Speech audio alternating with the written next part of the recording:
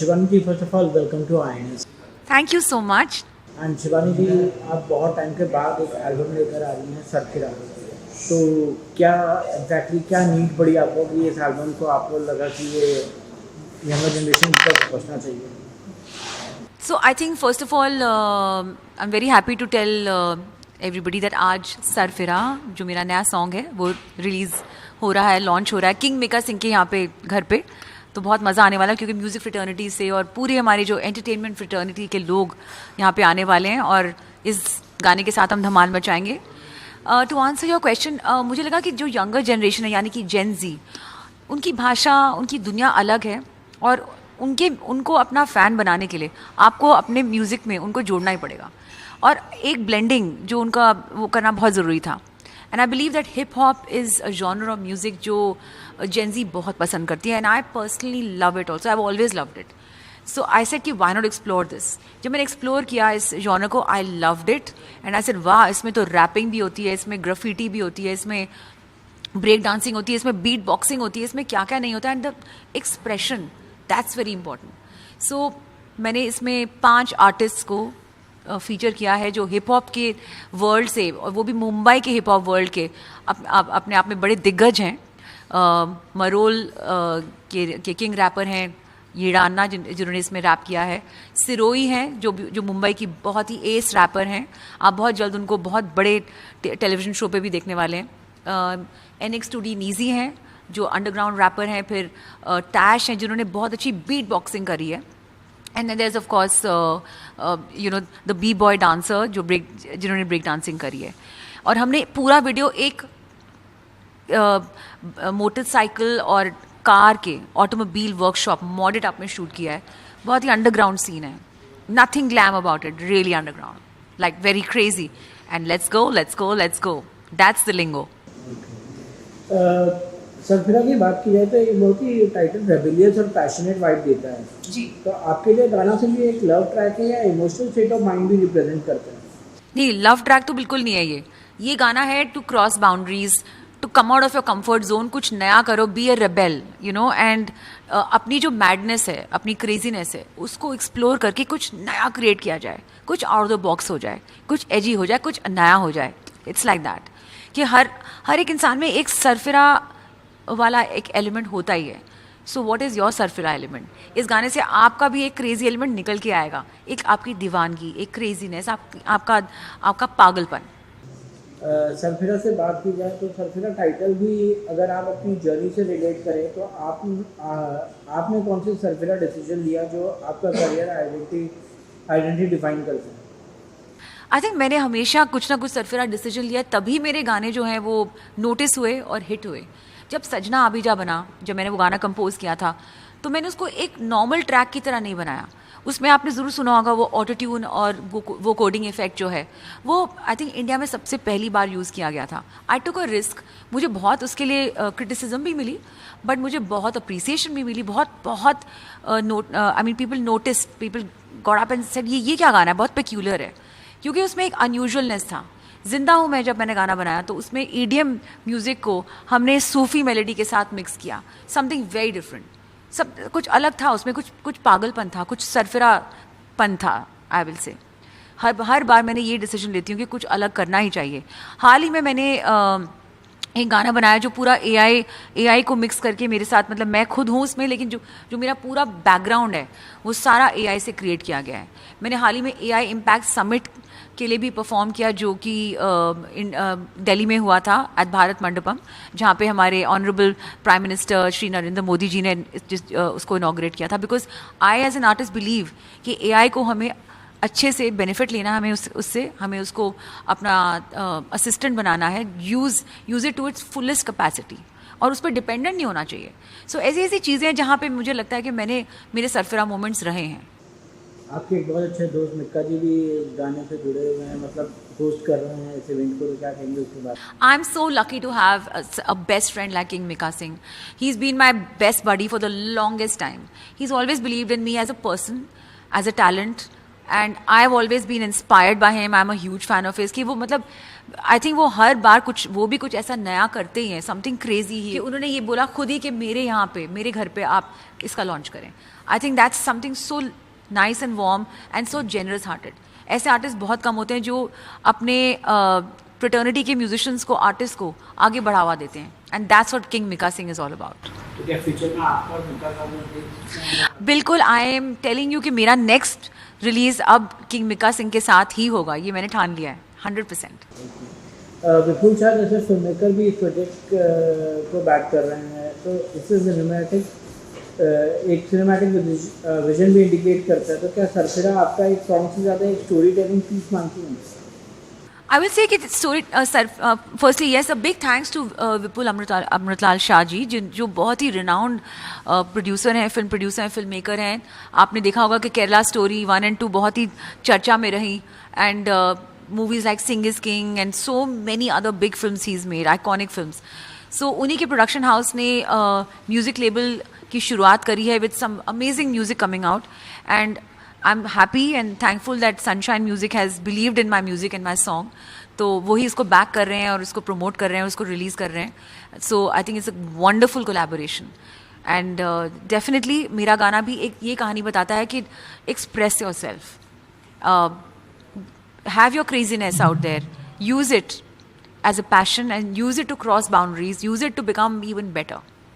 आजकल रीमिक्स और रिक्रिएशन का ट्रेंड बहुत डोमिनेंट हो गया है. तो एक इंडिपेंडेंट कंपोजर होने के नाते क्या आपको लगता है कि ओरिजिनलिटी कॉम्प्रोमाइज़ हो रही है या सिर्फ इवोल्यूशन? सो मुझे लगता है कि देखिए, a bit of both is great. Originality तो होनी बहुत ज़रूरी है. When ever you do music, original music ज़रूर करना चाहिए. बट यही नहीं कि आप सिर्फ रिक्रिएशंस या रीमिक्सेस ही करते जाएं. सो अगर कोई आर्टिस्ट अपने आप को पोजीशन करना चाहता है, उसको रिक्रिएशंस के द्वारा नहीं करना चाहिए सिर्फ, उसको अपना कुछ ओरिजिनल म्यूजिक भी लेके आना चाहिए. That's very important. रिक्रिएशन में मज़ा आता है, of course it's important, it's good to do recreations. But बात तो यही है कि वो गाने पहले से किसी बहुत ही बड़े लेजेंडरी कंपोजर ने ऑलरेडी उसको कंपोज किया है. तो आप उसमें कुछ एक ट्विस्ट दे देते हैं, वो अच्छी बात है. But I think it's important to bring yourself something new to the table, to the world. आपके किसी आइकॉनिक गाने के बिना आपके इन्वॉल्वमेंट के रिक्रिएट किया जाए तो आपका रिएक्शन ज़्यादा इमोशनल होगा या लीगल होगा? लीगल, क्योंकि I know my laws, I know my rights. I am an IPRS member, I am a committee member of the IPRS. तो मुझे बहुत पता है कि अगर क्रिएटर की परमिशन के बिना उसका गाना बना के उसको आप कमर्शियली यूज़ करें तो दैट इज़ अनलॉफुल. हाँ, बहुत सारे जैसे हमारे फैंस होते हैं तो हर रोज़ मुझे मेरे इंस्टाग्राम पे फैंस मीम्स बना के और कवर्स बना के सजना के भेजते हैं. मुझे बहुत अच्छा लगता है. That's so nice that people are loving my music and loving my song. But मेरे गाने को यूज़ के कोई उसको आगे जाके यूज़ करे, that I will not tolerate.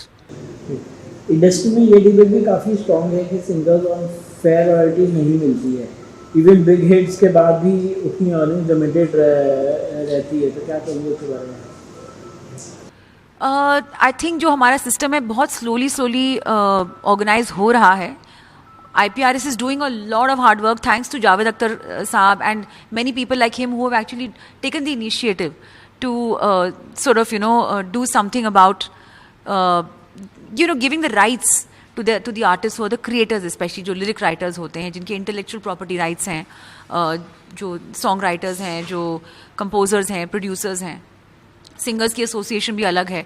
So I think बहुत कुछ हो रहा है इस इंडस्ट्री में जहाँ पे रॉयल्टीज़ को लेके आई थिंक अब बहुत प्रोग्रेस हो गया. सिचुएशन जो 10-15 साल पहले वाला सिनारियो था उससे तो बहुत चीज़ जो है आई विल से इम्प्रूव हो चुकी है. But there still a lot of room for improvement. अभी भी बहुत I think there is a long way to go. क्या आपको लगता है ट्रांसपेरेंसी की सबसे ज़्यादा कमी यही है? I think so. And also एक मॉनिटरिंग करना, बहुत सारी एजेंसीज हैं जो they try the best to monitor but नहीं हो पाता ठीक से मॉनिटर, क्योंकि कुछ ऐसे जगह हैं. India is a very huge country, far flung states हैं. यहाँ पे नॉर्थ ईस्ट है, वहाँ पे इतनी सारी, वहाँ कहाँ जाके इंसान जाके चेक करे कि किसी का म्यूज़िक कहाँ बज रहा है. So it's important to be very vigilant and I think people just need to have more monitoring agencies. आज के टाइम में कॉन्सेप्ट कल्चर भी बहुत बढ़ गया है. तो प्लेबैक सिंगिंग एक सस्टेनेबल करियर है या लाइव कॉन्सर्ट्स और प्राइमरी इनकम सोर्स बन चुके हैं? Absolutely, abhi live concerts and big ticketed concerts has contributed a lot to the economy of India. They are doing so well, supremely well in India. Be it Indian artists, be it international artists, be it DJs, be it comedy, be it singers, be it or like a sitar player like a Rishabh. I think everyone is getting amazing response. Full houses, tickets are being sold out everywhere. तो अगर आपका music अच्छा है और लोग पसंद कर रहे हैं आपको, you can go out there and do a ticketed show. It'll contribute to the economy of not just you but the entire country. It's a fantastic time. But आपको लगता है कि इंडिया में कॉन्सर्ट का क्रेज तो बढ़ रहा है, लेकिन basic infrastructure, sound quality, crowd management और ये सब डिस्कम्फर्ट भी कई जगह पर वीक होता है, तो क्या आप अपनी पर्सनली स्ट्रगल फेस किया? So to be honest with you, मैं recently एनरिके के कॉन्सर्ट पे गई थी. Everything was fantastic. कुछ भी मिसमैनेजमेंट, क्राउड मिसमैनेजमेंट नहीं थी. तो कोल्ड प्ले के भी कॉन्सर्ट पे मैं होके आई थी. So I think I don't know, it is definitely getting better. There is the Lollapalooza festival also which happens in Mahalakshmi. वहाँ पे भी मैंने बहुत enjoy किया था. I think where production is concerned, no, I disagree. Sound production, audio production is fantastic in India. We have some amazing sound engineers here.